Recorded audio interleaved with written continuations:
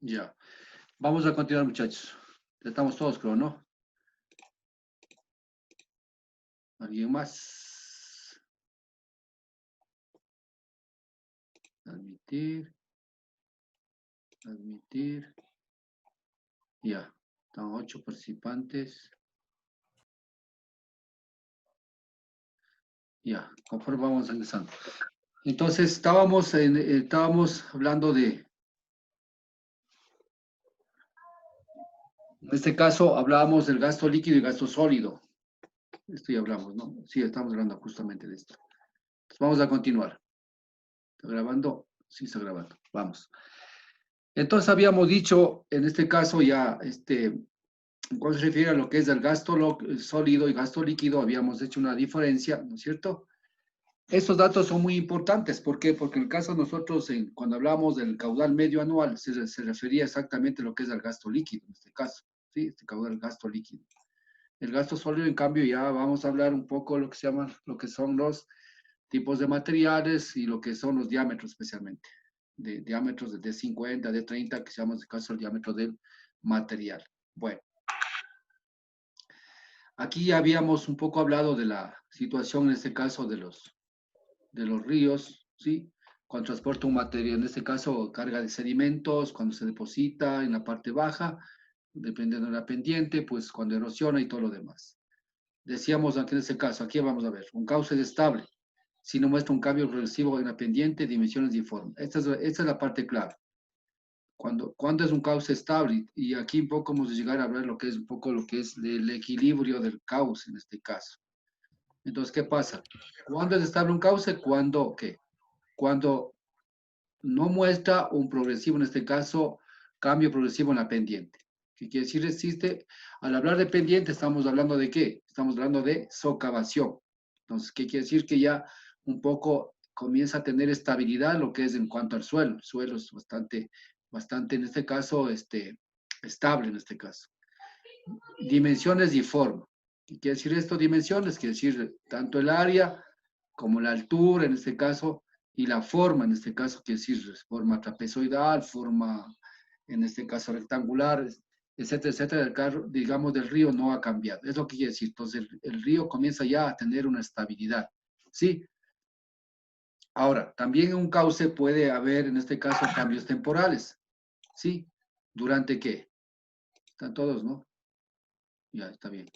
Durante, en este caso, las grandes avenidas que había dicho, en este caso, grandes caudales que se presentan con periodos de recurrencia especialmente altas. En este caso, quiere decir, en este caso, sí. Aquí lo que pasa es cuando hay unas avenidas altas, ¿qué pasa? Existe lo que se llama el lavado hidráulico totalmente. Lo que va es llevando todo el material que se encuentra en la parte alta, media, a depositar en la parte baja. Sí, existe una gran descarga en este caso. ¿Sí? Pero para transportar esto se requiere una velocidad bastante grande también, ¿cierto? Se requiere transportar cargas de sedimentos y aportar. En conclusión, lo que quiero decir aquí es que los cambios del régimen hidrológico, un cauce, como el gasto, en este caso, el gasto, el caudal líquido en este caso, y el tipo de carga, que es el caudal sólido, conllevan a qué? Ajustes morfológicos como son el ancho del cauce, el tirante del cauce, en este caso la altura, la sinuosidad y la longitud de la onda del meandro. Exactamente. Entonces, todos estos cambios que pueden darse en este caso por altas velocidades, ¿no es cierto? Transporte en este caso de caudal, tanto sólido como líquido, en este caso, ¿no es cierto?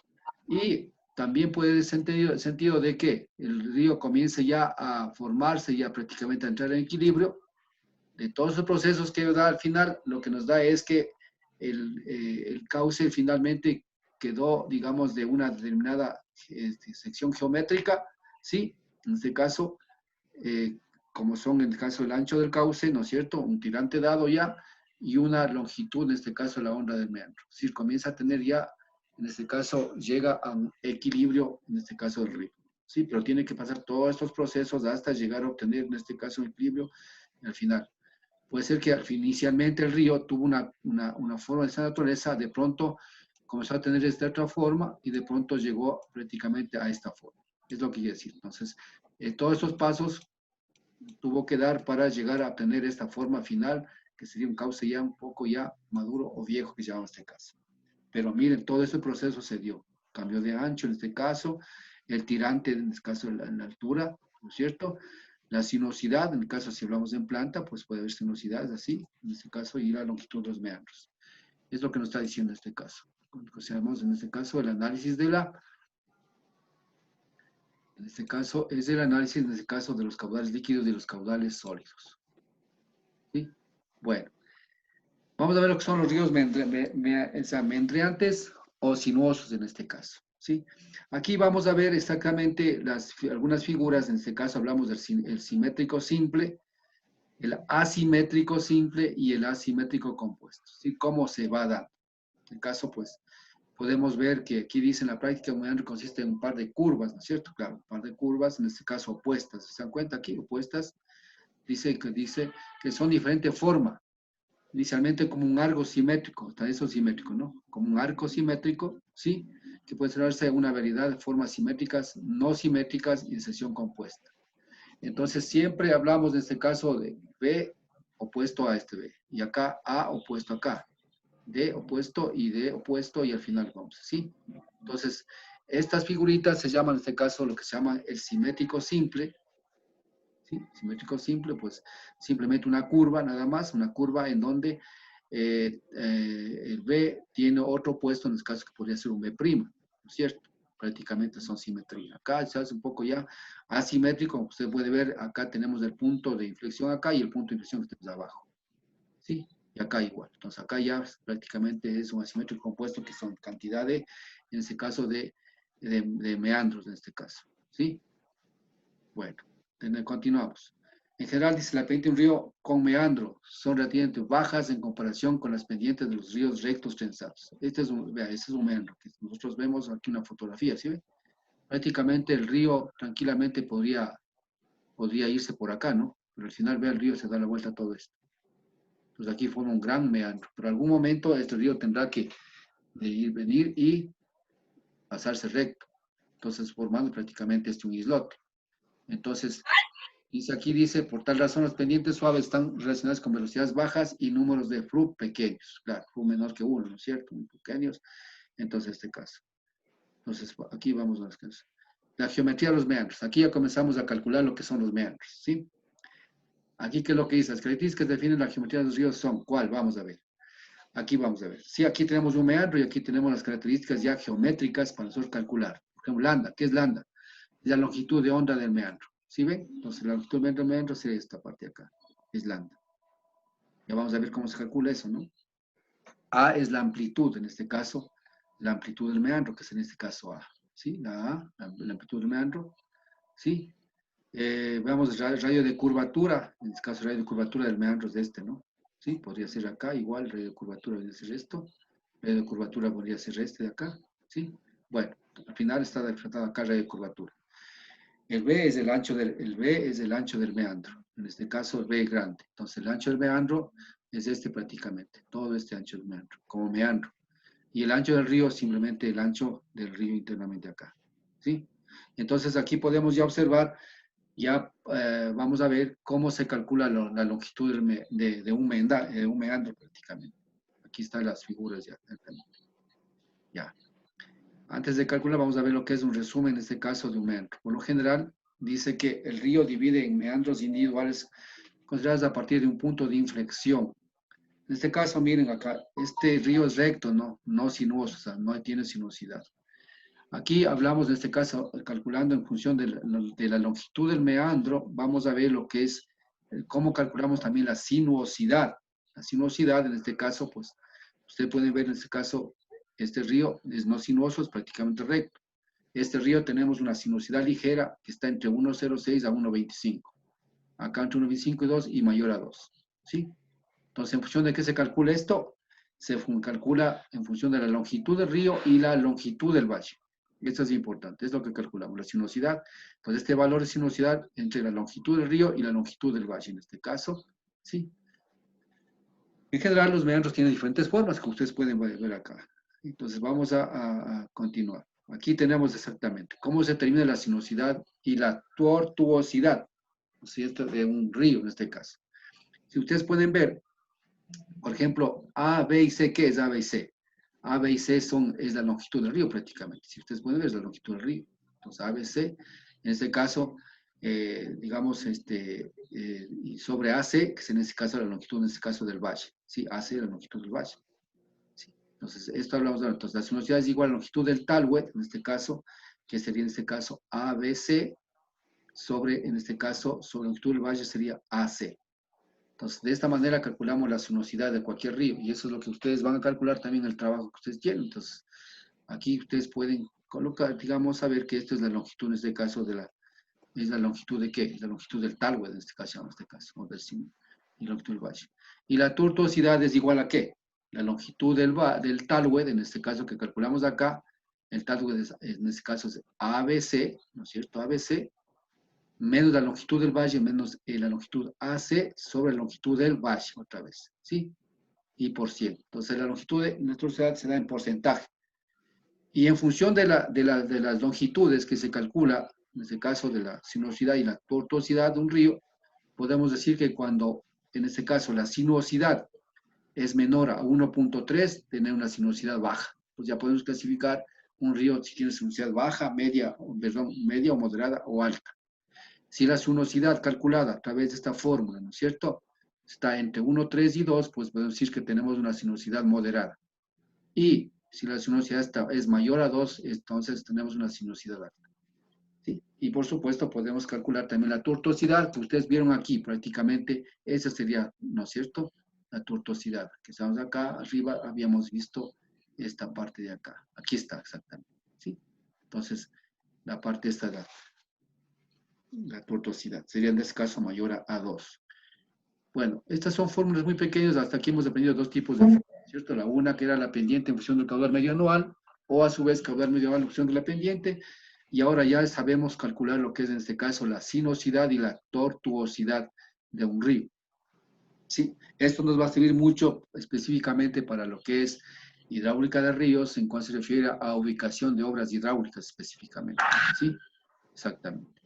Bueno, aquí tenemos otro trabajito que podemos hacerlo, ¿no es cierto? Determina los valores de la sinuosidad y tortuosidad para un río, para el río Napo y Aguarico. ¿Sí? Bueno, aquí lo que se va a localizar simplemente es a través del Google Earth, ¿no es cierto? Ubique el meandro con coordenadas geográficas UTM. Sí, UTM, obtenga en AutoCAD los parámetros del meandro, determine los valores de sinuosidad y tortuosidad de cada uno, anexe un informe. Entonces, simplemente lo que van a hacer es simplemente bajarse del Google Earth, y es bonito, el río Napo, pues ahí tienen, ¿sí? Y cogen un ramo de unos 3 kilómetros y van a calcular esta parte de acá, tomando todas esas franjas de acá, y van a calcular lo que es la sinuosidad y la tortuosidad, ¿sí? ¿Por qué le digo en AutoCAD? Porque para calcular la longitud de esta longitud, ¿sí? Tiene que estar a una escala dada, que bajen de ahí esto, y lo mismo esta longitud. Entonces, por eso es lo que se dice aquí en AutoCAD. Entonces, calculan esto y al final sacan los valores. Entonces, ¿qué pasa? Va a tener la fotografía aérea, qué tramo estamos estudiando el río, y calcular estos parámetros. ¿Sí? Entonces, esto es lo que van a hacer ustedes como parte del trabajo que ustedes tienen. Entonces ya tienen dos trabajos que son muy fáciles. De arriba igual, aplicar la fórmula, y esto simplemente coger el gráfico y calcular los valores. Y clasificar en función de qué. Si es que este tramo del río Napo es que esta es una sinuosidad baja, moderada o alta. Y también cuál es el porcentaje de tortuosidad que tiene este río. Ahí van a darse cuenta exactamente cómo es el comportamiento, en este caso morfológico del río, ¿no es cierto? Ya. No sé si tienen alguna pregunta hasta aquí. Con respecto a lo de AutoCAD, nosotros con el profe Edgar intentamos descargarnos en nuestras computadoras, pero no podíamos. Toca descargarse cuando estemos en la U. Pero creo que sí podríamos hacerlo en QGIS. O sea, no sé. Para descargar AutoCAD. En QGIS se podría hacer con la regleta. Ajá. En la QGIS con la regleta, claro. En el mismo Google Earth pueden hacer con regleta. ¿Sí o no? Bueno, Por eso, pero lo haríamos ahí, no en AutoCAD. Claro, ya, no hay problema, no le hagan AutoCAD, ya no le hagan AutoCAD. claro, en el Google Earth también se puede sacar la regleta y poner la medida. Exactamente, se puede hacer. Es que eso quiero escucharles de ustedes, que pueden hacer, ¿no es cierto? O sea, que hay que decir, sí se puede, ¿no es cierto? Todo Entonces, se puede, profe. si el AutoCAD ustedes no lo manejan tan bien, y yo ahorita, por ejemplo, yo estoy viendo la necesidad que ustedes deben saber manejar el AutoCAD. porque cuando ustedes salgan a trabajar, incluso se dedican a la investigación, ustedes van a irse a los Es de AutoCAD. policiales, les van a, tienen que saber el AutoCAD. Entonces yo voy a proponer, como propuse el anterior, que se cambió los contenidos, incluso en Fluidos, por ejemplo, ya se incrementaron 2 temas que van a dar ahí, porque lo que está dando ahorita José Serrano, está dando lo que es orificios y lo que es compuertas, que ustedes no recibieron. Entonces, también les pedí que de bombas, dijeron que el tiempo está muy corto, pero ahí se da en ese caso. Y bueno, también hidrología, compusimos alguna cosa, pero voy a proponer que ustedes no como materia, pero sí como algo que tienen que aprobar, como aprueban ustedes, o aparte se aprueban algunas cosas, deben aprobar el AutoCAD. O sea, si bien es cierto, ustedes no 100% utilizan AutoCAD, pero en obras hidráulicas, cuando ustedes hagan un diseño, tienen que presentar sus trabajos en AutoCAD, sus planes. Entonces, sí deben, ustedes, bueno, como muchachos, pues yo al final el AutoCAD aprendí. ¿Cuándo aprendí? Aprendí bajándome tutorial y, bueno, el trabajo normal que he hecho, ¿no? Yo no tuve nunca un curso de AutoCAD. Y todo el mundo hacemos eso, pero si fuera en la universidad, sería bueno que este curso de AutoCAD tiene que ser aprobado. Así que ustedes saben el QGIS bien, AutoCAD Profe, también deben saber. Sí, dime. profe, tal vez si usted nos puede hacer la gestión con los de TICS para que nos manden ellos tienen ¿cómo se llama esto? La contraseña para El que instalador. sí, el ¿Qué? instalador ¿Cómo para- instalar? ¿Me escuchan? Sí, como instalar. Sí, valía instalar. Sí, vale instalar. Claro, Nosotros intentamos con Mario, pero no funcionó, no el nos AutoCAD funcionó. que yo tengo Intentamos con instalado, Edgar. normalmente yo no tengo comprado la licencia. Yo tengo La todo. universidad tiene comprado la licencia. Entonces ahí hablen con alguien, con el duro, pues con el Edgar sabe, conoce mucho eso. Es importante el AutoCAD, muchachos, eso sí. Ya después que ustedes cojan de ahí, se vayan al civil, no sé, esa cosa, ya es otra cosa, pero el AutoCAD, o sea, es como decir, a ver, debo saber para entrar a ser católico, el Padre Nuestro, no soy católico, así más o menos. Ustedes, ingenieros del agua, tienen que saber eso, porque ustedes van a alguna vez a hacer, los planos hidráulicos tienen que hacerlo. Lo que no van a hacer es estructurales, así de sencillo, pero los hidráulicos van a hacerlo. Y para ser hidráulicos tienen que saber AutoCAD, ¿sí? Entonces, ustedes ahí a cuestión de ustedes, por ejemplo, yo muchos programas, por ejemplo, el GRAS, el GHMS, el SWAT, yo me he autoeducado porque me he bajado del internet y como conozco la teoría y he practicado, entonces no me he ido mal, he hecho muchos trabajos en eso. Entonces, hay mucha gente que entra a cursos, pero en el internet ustedes bajan un cursito y yo, por ejemplo, el AutoCAD, algunas cosas que yo no manejaba, yo me bajo un cursito y ese rato voy, aplico y ya conozco, o sea, ¿me entienden? Ustedes ya depende, instalen su AutoCAD si pueden bajarle y comiencen allá, por lo menos a hacer los primeros dibujos, a lo que es la configuración, lo que es las escalas, todas esas cosas pueden configurar. Y sí, a dibujar, después ya poco a poco, eso ya es cuestión ya de mecánica nomás después. Entonces, bueno, por el momento no les exijo en este AutoCAD. Pueden hacer en el mismo Google Earth, que sí se puede hacer con la reglita esa, calcular toda esa cosa. Ahí también tienen coordenadas, toda esa cosa. Pero hagan un muy bonito, chévere, que aprendan a hacer esto. ¿Sí? Entonces, con esto, no sé si alguna pregunta tienen más. Creo que no va a haber dificultad, ¿no es cierto? Bueno, ya listo. Entonces, con eso vamos a hacer. Entonces, vamos a ver corte de un meandro, ¿ya? O estrangulamiento. Entonces, en este caso, ¿qué es lo que pasa? Es este corte, ¿no es cierto? Esto, justamente. O estrangulamiento también se llama. Este es un meandro y estrangulamiento es de este corte. O sea, esto no es que lo hacemos. Claro, nosotros también lo podemos hacer. Por ejemplo, les comento, verán, señores. Bueno, gracias a Dios he trabajado en muchos proyectos, ¿no? Y les puedo comentar, por ejemplo, no sé si conocen ustedes el Coca. El Coca, por ejemplo, el agua potable del Coca lo toman en el río Coca, más o menos a la altura de una subestación de Petroecuador, a la entradita casi. Ahí hay una subestación, no subestación, sino más bien es un campamento, y ahí nomás, ahí tiene. Entonces el río Coca, en ese tramo que es un río primero es meandrante, bastante meandrante, segundo es un río que tiene una velocidad alta y arrastra sedimentos, y también erosiona. Entonces, aguas arriba de eso, ahí hay muchos estudios, hizo la Politécnica, hizo la Armada, hay consultorías privadas, entre esas hice yo una consultoría.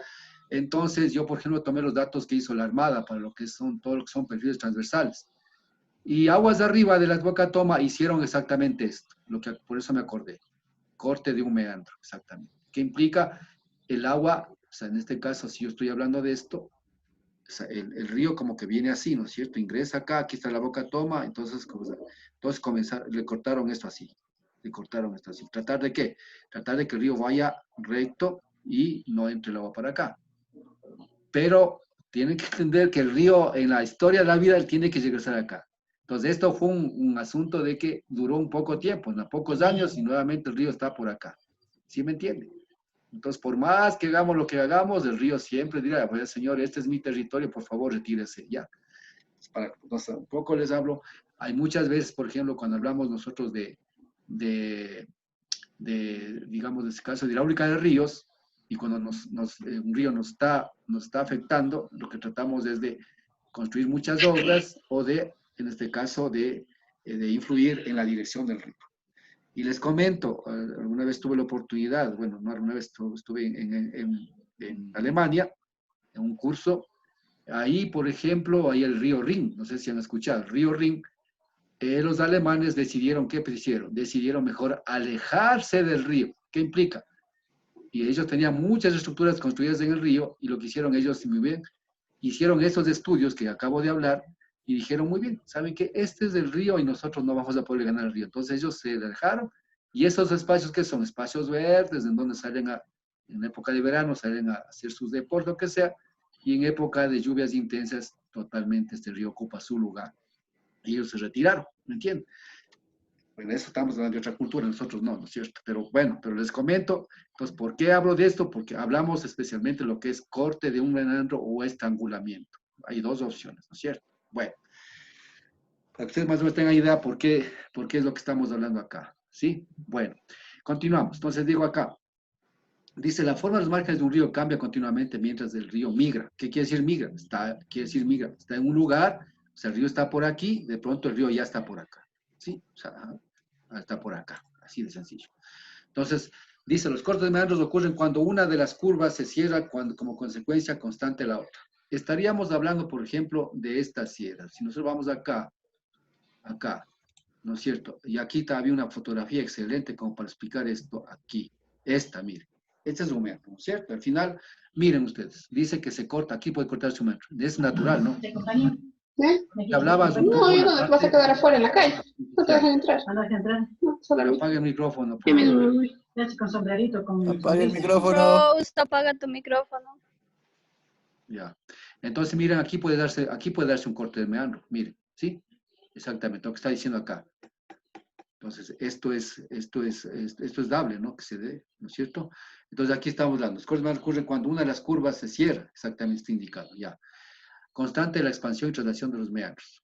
En otros casos, el corte de un meandro ocurre generalmente en las avenidas que forman tramos de flujo rápido. Al final es avenidas. ¿Qué quiere decir avenidas? Grandes crecidas. Crece el río, de pronto el río pasa recto y ya deja esto abandonado prácticamente. Es lo que pasa, ¿sí? Pero acuérdense que esto siempre va a ser algún rato parte del río, por si acaso. Les comento. Ya. El otro dice, el corte de un meandro ocurre generalmente durante una avenida. Claro, depende de parámetros como el radio de curvatura. Ya, bueno, eso pues, también conocemos un poco. La rugosidad, la vegetación, capacidad de erosión. Es decir, algunas características, en este caso, ¿qué? Características hidráulicas, en este caso, ¿no es cierto? Y de estructura mismo del río, en este caso, vegetación, toda esa situación. Entonces, miren ustedes, se puede dar, de este caso, de tres formas, el corte de un meandro, en este caso. ¿Sí? Bueno, vamos a continuar. Aquí estamos hablando exactamente. Corte de un meandro, miren aquí. Entonces, este es un meandro, ¿no es cierto? De pronto, pues aquí el agua viene y acá, ¿qué pasa aquí? Aquí está erosionando, ¿no es cierto? Entonces puede ser que el agua comience otra vez, en este caso, se una para acá, aquí. Y aquí el agua pase para acá. Entonces es lo que está haciendo un corte de meandro. Y aquí es la parte fotografía, ¿sí ve? Entonces aquí, por ejemplo, ya se ha cortado un meandro. Este es un meandro. De pronto el río algún rato estaba así y venía por acá. Ahora, ¿qué pasó? Pasó recto el río y se va para acá. Y este me cortó. Se cortó totalmente el metro. Aquí similar. Si ustedes pueden ver, es el río que pasa así. Ahorita está pasando el río por acá, sí. ¿Sí? Se va hasta ahí, ¿no? Se va así. Entonces, algún rato el río venía también por aquí, sí. Venía así, estaba acá. Sí, estaba, mira, meandrante totalmente. Entonces, puedes darse un corte y dejar abandonada toda esta parte de acá. ¿sí? Entonces, aquí se produce por cualquiera de las tres formas que yo aquí había explicado, ¿sí? Pero lo más que se produce esta corte, ¿cuándo es? Cuando se produce avenidas en este caso. Cuando se produce avenidas. ¿Por qué? Porque existe la suficiente fuerza, la suficiente velocidad, el suficiente caudal como para romper estas barreras y el río continuar por la línea de máxima pendiente. Exactamente. Entonces, eso es lo que estoy hablando acá. Bueno, ahora sí vamos a ver desde el punto de vista un poco más científico, los que estudian este tipo de situaciones, el por qué se forman estos meandros. O sea, aquí hablamos específicamente, hablamos inicialmente, ¿recuerdan? De la forma, de la pendiente, de la textura, del diámetro de los materiales, de la velocidad y las caudales, decimos, ¿cierto? Ahora acá se explica de otra manera las causas del meandreo. Vamos a ver por qué se forma esa cosa. Dice aquí, existen varias explicaciones para el meandreo de ríos. La rotación de la tierra, aquí dice clarito, mira. Entonces, estas cosas también tenemos que tomar en cuenta. Y eso lo dice, no lo digo yo, lo dice, miren quién lo dice Einstein. Este señor no es del Einstein, no, sino es del hijo de Einstein. Por ejemplo, se dedicó a estudiar lo que es la hidráulica durante casi 4 o 5 años. Tratar de obtener una fórmula que se llama para lo que es transporte de sedimentos de suspensión, y al final se dio por vencido, ¿no? Al final se sacó la fórmula, avanzó a sacar la fórmula, pero fue una fórmula que igual no es tan confiable, bueno, es un poco confiable en este caso. Pero al final, pues este señor, solo para que vean digamos, no es difícil ni imposible, sino que la hidráulica no está totalmente estudiada, ¿no? Entonces, miren lo que dice acá. En este caso, el meandreo del río se debe a qué? A la rotación de la tierra. Estabilidad y circulación del flujo, en este caso, secundaria a la teoría de mínima varianza. Exactamente. Entonces, eso nos está diciendo específicamente, en este caso, lo que se refería por qué se producen los meandros en los ríos. Eso lo dice Einstein. Entonces, aquí dice, mire, los de Einstein, estamos hablando aquí, ¿no es cierto? Supusieron que el primer tipo de barras alternadas diagonalmente resulta de ondas de aguas superficiales y el segundo tipo patrones en forma de hoyos debido a diferencias entre esfuerzos cortantes y márgenes de una sección del río. Entonces, ellos dicen, en función de esta teoría, dice que se debe a qué? A lo que es la rotación de la Tierra, que debe tener su razón, por supuesto, porque ustedes saben que incluso en lo que se refiere a meteorología tenemos en este caso el efecto Foehn, ¿no es cierto? ¿Se acuerdan ustedes? ¿Sí? El efecto de Coriolis. ¿Ustedes se acordaron el efecto de Coriolis? Que dieron en hidrometeorología, ¿se acuerdan? Se debe específicamente a lo que es a la rotación de la Tierra. ¿Sí? O sea, se rota en un sentido y en otro sentido van lo que son los vientos, por ejemplo. Entonces, ese es el efecto de Coriolis y es un efecto que muchos climatólogos y sinópticos pues atribuyen a ese efecto en cuanto se refiere a lo que es al tiempo atmosférico. Ahora acá, miren lo que estamos hablando de la rotación de la Tierra en este caso. Y acá digo, por lo tanto, la formación de meandros se debe a las corrientes secundarias, miren ustedes, generadas por la vorticidad, ¿sí? Porque estamos en movimiento de la Tierra, ¿sí? ¿No es cierto? Estamos viendo así, ¿sí? Y entonces aquí se refiere en este caso, sentido contrario, viene a ser la vorticidad. Entonces, con la vorticidad, ustedes saben que si una corriente va en el sentido y otra corriente viene en el sentido, entonces, ¿qué pasa? Se forma un vórtice y se producen lo que se llaman en este caso las concebidas sedimentos y lo que son en este caso en este caso los meandros. Es lo que está más o menos explicando aquí, ¿no es cierto? Entonces aquí hablamos, dice, por ejemplo, de transferencia de calor, movimiento, disipación del calor por medio de estructuras en este caso, lo que está hablando acá. Entonces aquí hay, digamos, explicaciones científicas de autores que se dedican exactamente a esta ciencia, ¿no? Aquí estamos, justo lo que acabo de decir acá, están los gráficos que nos dicen estos señores. Bueno, aquí está en este caso, hablamos aquí, miren ustedes este terminito muy importante, miren, ¿sí? Lo que es la subcapa viscosa. Esta vamos a acordarse ahora lo que les digo. La subcapa viscosa tiene que ver muchísimo, en este caso, lo que es el movimiento de sedimentos. Exactamente, ¿sí? Porque aquí hablamos, y esta subcapa viscosa está en función de qué? Está específicamente en función de qué? De la viscosidad cinemática, en este caso, del sedimento, en este caso, ¿sí? Y en función también de la temperatura del sedimento, que vamos a ver después. Incluso se calcula en función de esto, ¿para qué? para saber que a partir de esto se forma o no lo que se llama la capa, en este caso el confinamiento. Bueno, no es de la pandemia, ¿no? Pero es un confinamiento que se forma y en ese caso también es lo que es, este se llama también es el acorazamiento, ¿sí? Acorazamiento. Entonces, cuando ya se produce por ejemplo, en cuanto a sedimentos, sí, en función, miren, de esta capa viscosa, la viscosidad, temperatura, todas esas cosas, se produce un acorazamiento que implica cuando ya el sedimento comienza a quedarse, a formar parte de lo que es el lecho del río y ya no hay quien le mueva por más velocidad que venga acá, ¿sí? Y estos son, prácticamente son en este caso lo que se llaman las dunas que se formarían después. Entonces, con este terminito vamos a estudiar despuesito, vamos a trabajar y calcular incluso que es la capa, la subcapa viscosa, en este caso. Bueno, aquí estamos hablando del vector de vorticidad. Ustedes saben que es una vorticidad, prácticamente son fuerzas en sentido contrario, ¿no es cierto? Ustedes pueden ver. O sea, que ya se da la vuelta ahí mismo y al final, pues, acá van depositando sus materiales. Entonces, acá también existe la vertosidad, en este caso, ¿no es cierto? Y acá otra forma en este caso, la vórtice, se llama en este caso vórtice de herradura en la pared, que se llama en este caso, que pared que es acá en el río, no, que pasa esa cosa, ¿sí? Y acá es vórtice anular, que se llama en este caso.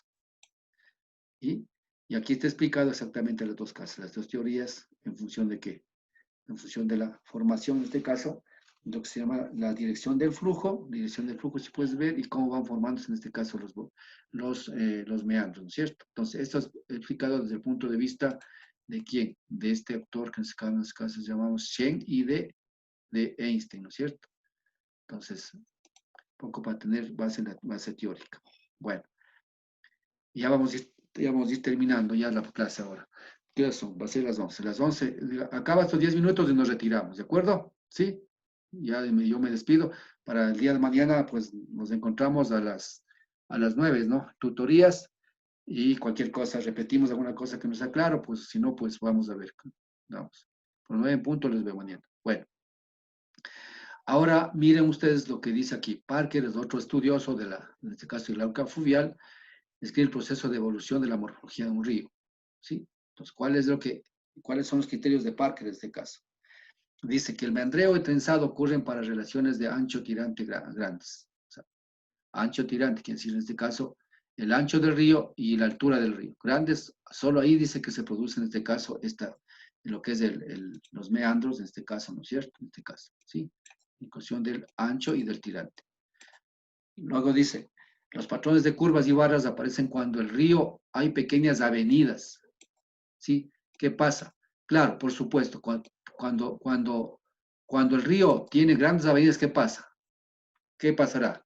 Mejor desaparecen estos meandros. ¿Por qué? Porque la gran avenida lo que hace es arrastrar con todo y llevarse hacia aguas de abajo.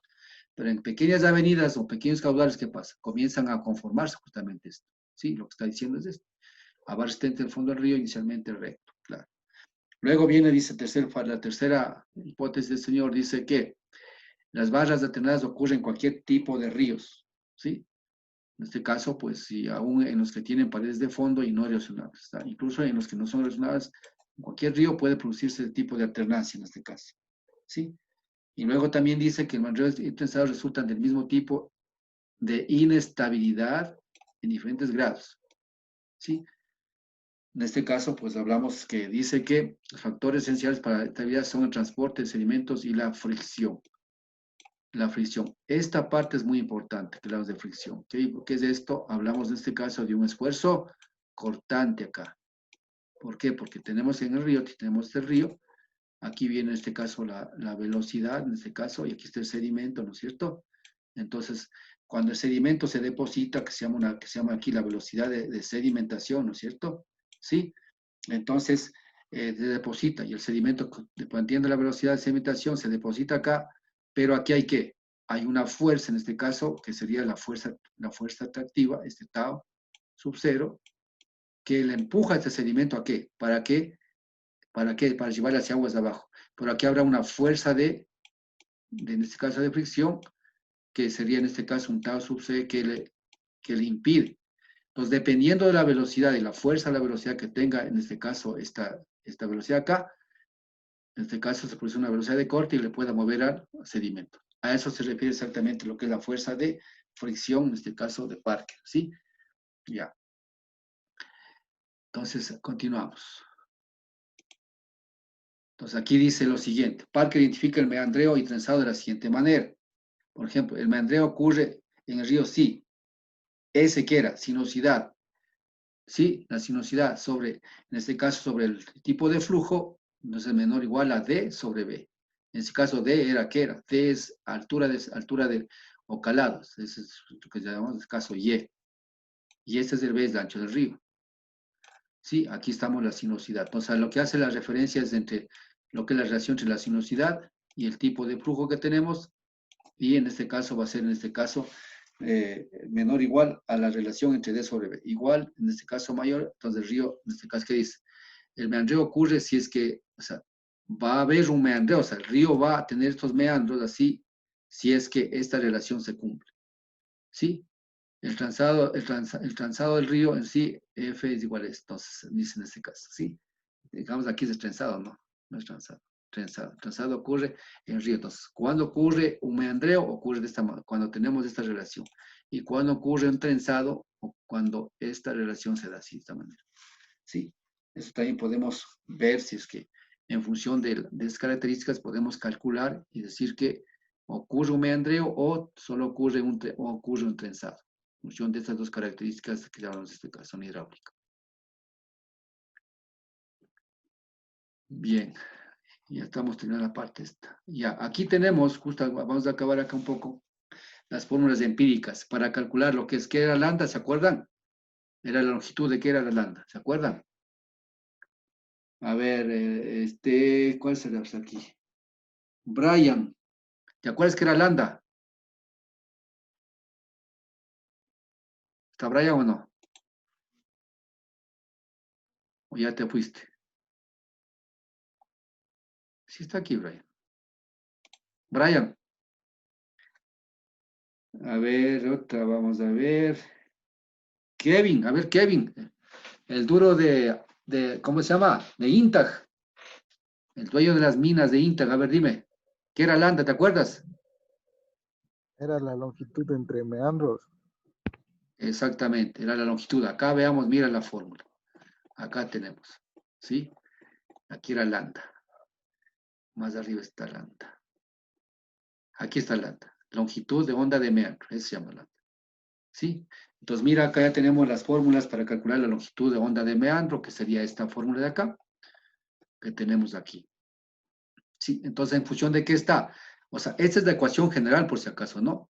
La ecuación general son esta.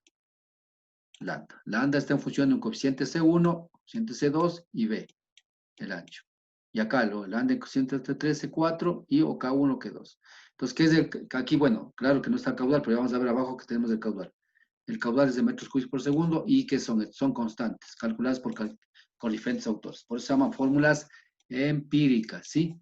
Entonces, con esto vamos a ver. Vamos a continuar acá y vamos a ver. Aquí tenemos un cuadrito de todas las fórmulas que nosotros podemos utilizar, en este caso, para calcular, en este caso, la longitud del meandro. Sí, aquí estamos. Por ejemplo, lambda. Si ustedes ven, esto era A, ¿se acuerdan? Y este era M, constante. Entonces, aquí están las constantes. Lambda 660, B y elevado a la 1 tanto. Entonces, aquí hay diferentes autores. Diferentes autores. Entonces, nosotros podemos utilizar cualquiera de estos. Son expresiones que están ya publicadas en libros que podemos nosotros trabajar. Entonces, aquí dice fórmulas empíricas entre longitud de onda y ancho, en este caso. B ¿qué es? Es el ancho del río, es esto. B es esto. ¿Sí?